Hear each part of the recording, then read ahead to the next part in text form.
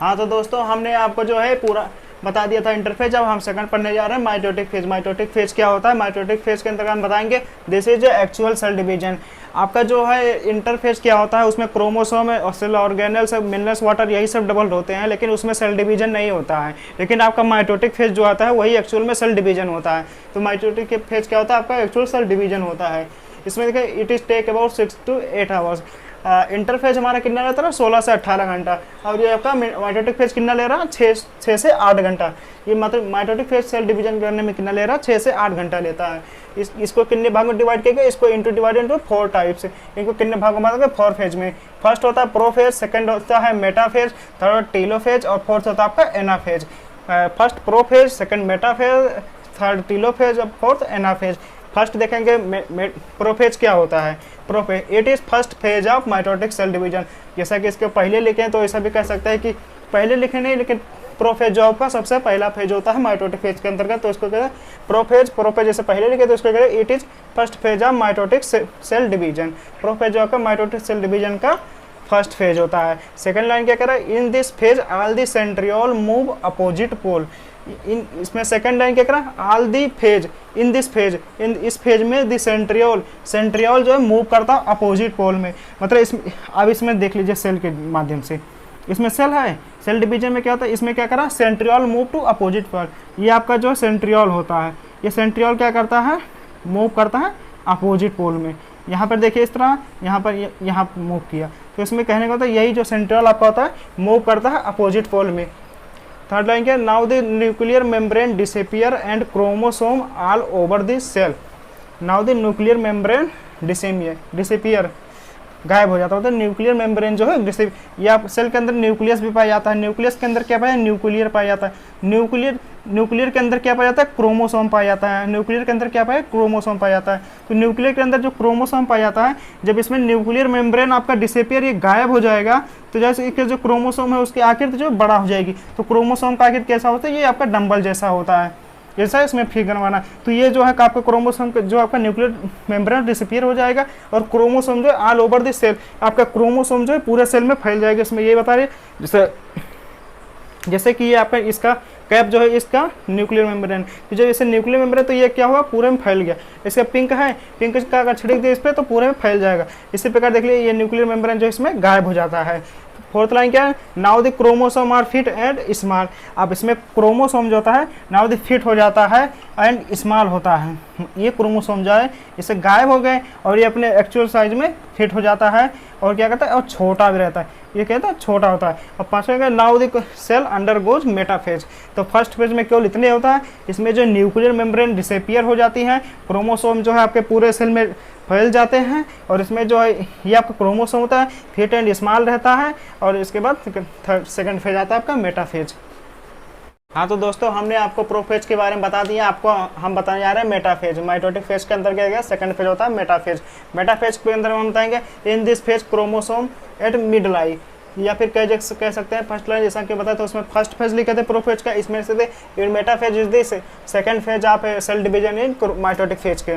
अब इसमें देखेंगे in this phase chromosome at mid लाई।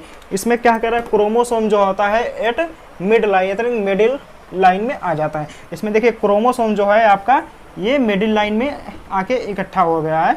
इसको क्या कहते हैं? Chromosome at mid lie which attached with centromere of chromosome. Centromere से जो आपका क्रोमोसोम जो है आके अटैच हो जाता है। सेकंड लाइन क्या होता है? Which attached with centromere of chromosome. और थर्ड होता है now the centriole pull the chromosome each other. मतलब जो सेंट्रियोल होते बिखरे होते हैं इसके अंतर्गत, ये ईच अदर आके एक पुल मतलब एक लाई पे आके एकत्रित हो जाते हैं। इसको कहते हैं सेंट्रियोल जो है pull the chromosome each other. अब और उसके बाद फिर देखेंगे सेल डिवीजन अकॉर्डिंग एनाफेज। इसके बाद हम देखेंगे एनाफेज में क्या होता है। हाँ तो दोस्तों हमने आपको मेटाफेज के बारे में बता दिया था। Now the head of anaphase. Anaphase के बारे में जानेंगे, सेल डिवीजन के अंतर्गत होता क्या एनाफेज। एनाफेज होता है in this phase chromosome pulled the opposite side near to the centriole. मतलब इसमें क्या रहा है? क्रोमोसोम जो आपका पुल्ड होता है दी अपोजिट साइड पे नियर टू द सेंट्रियोल। मतलब क्रोमोसोम जो है आपका पहले हम देखा था मेटाफेज में क्या था? ये मिड लाइन में था, मतलब ये दोनों एक बीच में थे, एक लाइन मिडिल लाइन में आके एकत्रित हो गए थे। थे। अब एनाफेज में क्या हुआ, हमारा जो क्रोमोसोम जो है आपका सेंट्रियोल की तरफ मूव कर रहे हैं और इसी को कहते हैं एनाफेज। इसमें second now they spindle are disappear and start to repair nuclear membrane. आपके जो क्रोमोसोम है ये दोबारा जो जाके न्यूक्लियर मेम्ब्रेन बना रहे हैं, जो कि आपका प्रोफेज में डिवाइड हो गया था। आपका न्यूक्लियर मेम्ब्रेन ये है और ये न्यूक्लियर मेम्ब्रेन पूरा जो है रिपेयर कर रहे हो, इसी के अंदर जो आपका क्रोमोसोम दोबारा जाके चले जाएंगे और ऊपरी से न्यूक्लियस हो जाएगा। न्यूक्लियस कवर करने के बाद ये सेल डिवीजन हो जाएगा। तो अभी इस प्रोसेस में नहीं हुआ सेल डिवीजन, लेकिन इसमें क्या स्पिंडल फॉर्म और डिसअपियर, मतलब स्पिंडल फॉर्म जो आपका ये था लाइन में थे यहाँ पर, ये आपका डिसअपियर हो गया है and start to repair nuclear membrane. और इसमें जो ये न्यूक्लियर मेम्ब्रेन, ये क्या है आपका न्यूक्लियर मेम्ब्रेन, क्या आपका न्यूक्लियर मेम्ब्रेन, इसमें जो आपका न्यूक्लियर मेम्ब्रेन जो है स्टार्ट हो गया रिपेयर होना और क्रोमोसोम जो है न्यूक्लियर मेम्ब्रेन के अंदर जाएंगे और यहाँ पर जो सेल डिवीजन हो जाएगा। Now the ahead of the telophase. अब हम बताने जा रहे हैं आपको टीलोफेज क्या होता है सेल डिवीजन के अंदर। हाँ तो दोस्तों हमने आपको 3 फेज बताया था, प्रोफेज, मेटाफेज और एनाफेज। अब हम देखेंगे टीलोफेज जो कि माइटोटिक फेज के अंतर्गत आपका लास्ट फेज होता है सेल डिवीजन का। सेल डिवीजन का टीलोफेज देखेंगे। टीलोफेज होता क्या है, just opposite the prophase. Prophase में आपका क्या होता है, प्रोफेज में आपका न्यूक्लियर मेम्ब्रेन डिसअपियर हो जाता है, क्रोमोसोम जो है अलग हो जाते हैं, उसी को कहते हैं प्रोफेज। अब प्रोफेज के बाद टीलोफेज में क्या होता है, उसी का अपोजिट होता है। प्रोफेज फर्स्ट फेज होता है जो माइटोटिक फेज है और टीलोफेज जो आपका लास्ट फेज होता है।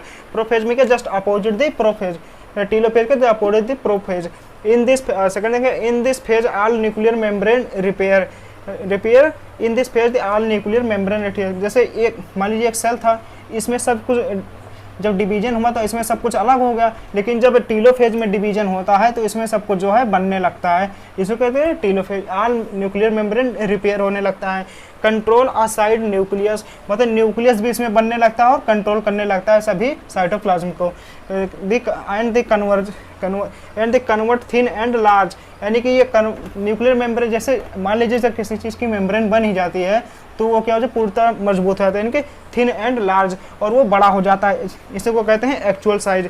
मतलब कहने का मतलब टीलोफेज में जो आपका सेल डिवीजन हुआ, इसमें जो है न्यूक्लियस का एंड ये जो कंट्रोल साइड हुआ, ये न्यूक्लियर मेम्ब्रेन रिपेयर, मतलब न्यूक्लियर मेम्ब्रेन बन गया और control the side of nucleus, nucleus के अंतर्गत जो है कंट्रोल हो गया और कन्वर्जन अब convert of thin and large, मतलब कन्वर्ट हो गया थिन और लार्ज में कन्वर्ट हो गया, और इसको कहते हैं एक्चुअल साइज।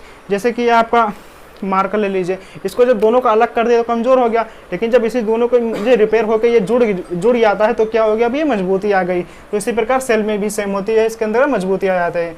अब now the end ahead the cell divided into 2 daughter cell, मतलब अब फिगर में ये सेल टीलोफेज में कहते हैं सेल जो होता है, इसमें से न्यूक्लियर मेम्ब्रेन ये होता है आपका, ये आपका क्या होता है न्यूक्लियर मेम्ब्रेन, न्यूक्लियर मेम्ब्रेन। और इसके अंदर क्या पाया जाएगा, क्रोमोसोम पाया जाता है। तो क्रोमोसोम तो है ही, लेकिन जो इसमें क्या न्यूक्लियर मेम्ब्रेन जो है रिपेयर होने लगती है। और सेल डिवीजन के अंतर्गत कोई भी देखा जाए तो न्यूक्लियर मेम्ब्रेन जब रिपेयर होगी तभी उसके अंदर क्या बनेगा, न्यूक्लियस बनेगा। उसके अंदर क्या बनेगा, न्यूक्लियस बनेगा। न्यूक्लियर मेम्ब्रेन रिपेयर होने पर क्या बनेगा, न्यूक्लियस बनेगा। और जब न्यूक्लियस बनेगा तो उसके अंदर न्यूक्लियर पाया जाता है, न्यूक्लियर के अंदर क्या है, क्रोमोसोम पाया जाता है। तो जो क्रोमोसोम अपडेट होकर जो न्यूक्लियर मेम्ब्रेन के अंदर चला आता है और न्यूक्लियस अपडेट हो तो उसका सेल मेम्ब्रेन जो है बन जाता है और ये सेल डिवीजन हो जाता है। तो इसीलिए इसमें कहा गया है 1 cell divided into 2 daughter cell. आपका यह सेल डिवीजन जो है यहीं पर खत्म होता हुआ, बाकी नेक्स्ट टॉपिक हम बताएंगे। धन्यवाद। स्क्रीनशॉट ले सकते हैं।